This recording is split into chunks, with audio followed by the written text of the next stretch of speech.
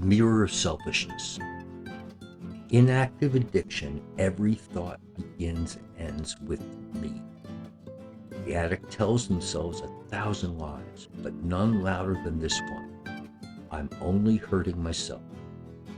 That's how the disease survives. It feeds on self-centered fear, and even after the using stops, the echo of that fear lingers. Because selfishness doesn't vanish when the drugs are gone. It hides in pride, in control, in the quiet belief that life should bend to our will. Recovery begins when that illusion breaks.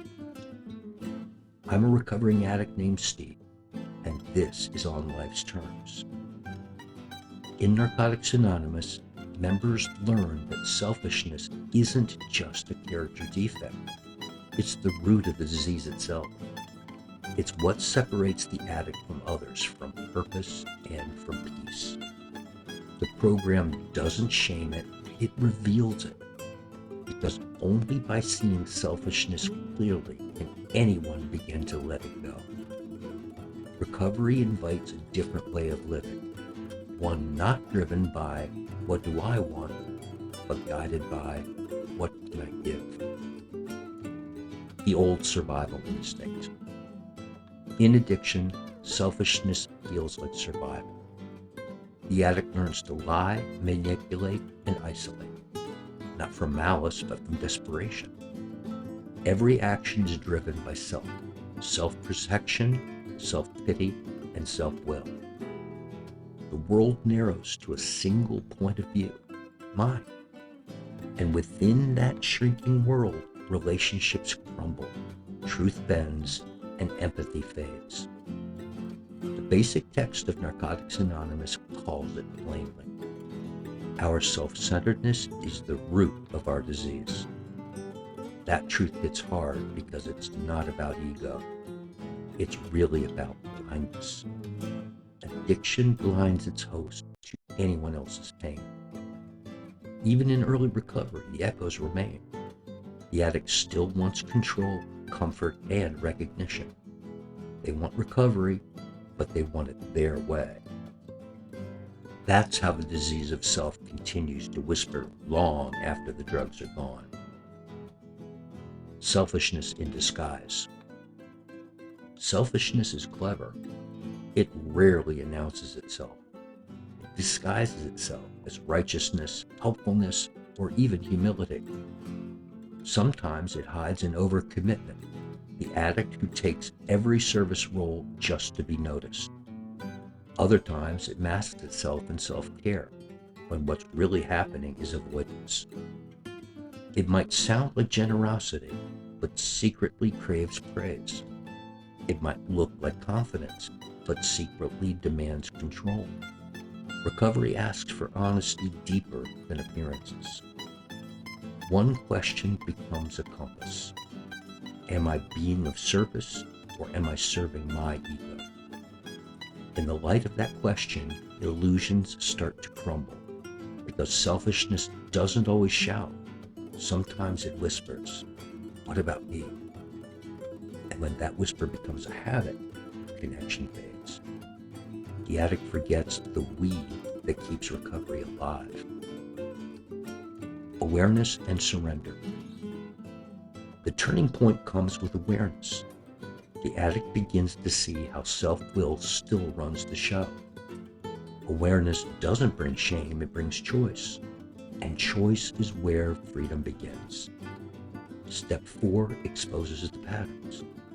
Step 5 breaks the silence. Steps 6 and 7 open the heart to change. Through these steps, selfish motives begin to surface like shadows in the light.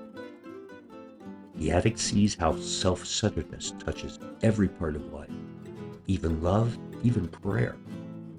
That realization doesn't destroy them, it humbles them. With each act of surrender, life expands beyond the tiny orbit of me. The addict learns that the world doesn't revolve around self, it revolves around truth. And that truth is simple. Peace doesn't come from getting what we want. It comes from letting go of the need to control. The daily battle.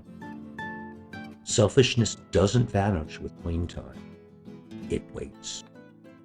It reappears when resentment brews, when pride whispers, when fear disguises itself as logic.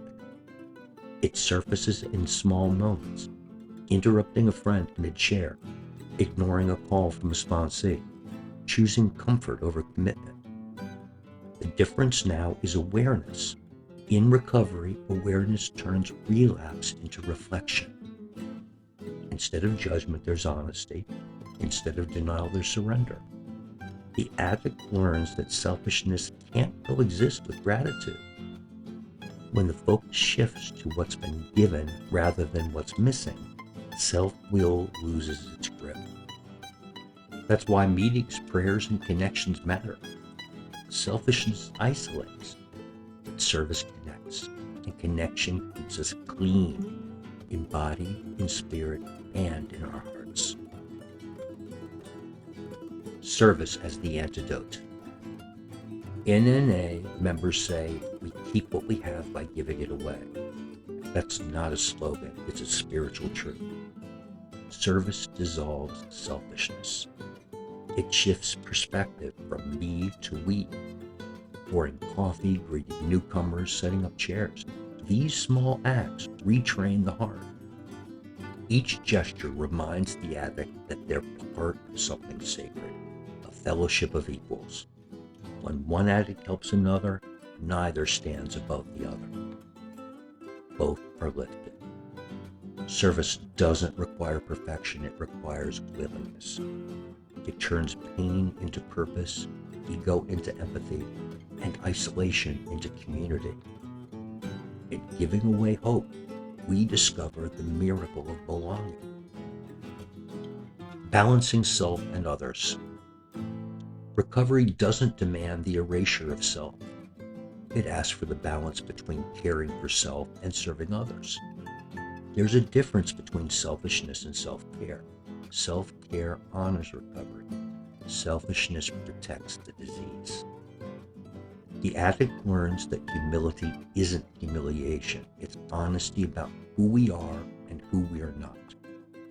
Humility allows us to stand in truth without control, to serve without self-sacrifice, to love without expectation. Through this balance, peace becomes possible. When we accept life on its own terms, selfishness loses its power. We begin to live not from fear, but from faith. Faith that what we have is enough, and who we are is enough. Freedom doesn't come from getting more, it comes from giving more. It comes from gratitude and grace. Living beyond self. The longer we stay in recovery, the more subtle selfishness becomes. It may hide in the smallest thoughts. I don't need a meeting today. Someone else will do it. I already know this. That's when the steps become living tools rather than written words. We begin again, surrendering, serving, sharing, and staying grateful. Each day, we must practice spiritual principles instead of self-will. Each day, we move from self-absorption toward compassion. Each day, we find freedom not in being special, but in being part of. In that belonging, miracles truly happen. A kind word at the right moment, a newcomer who stays because someone cared, a moment of peace where chaos used to live.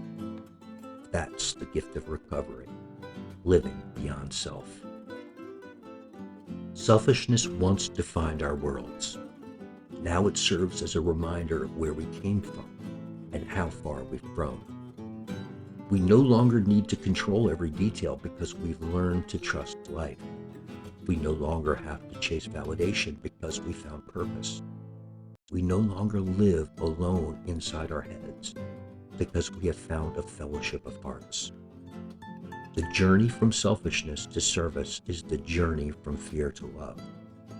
It's the slow, steady miracle of recovery.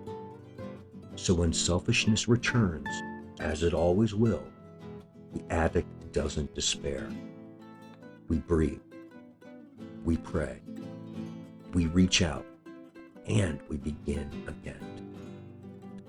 If this message speaks to you, share it. Someone out there is trapped in the same lie, believing they're only hurting themselves. But recovery proves otherwise. Every act of honesty, every moment of service, every clean day ripples outward and changes the world. So stay connected. Subscribe, comment, and carry the message.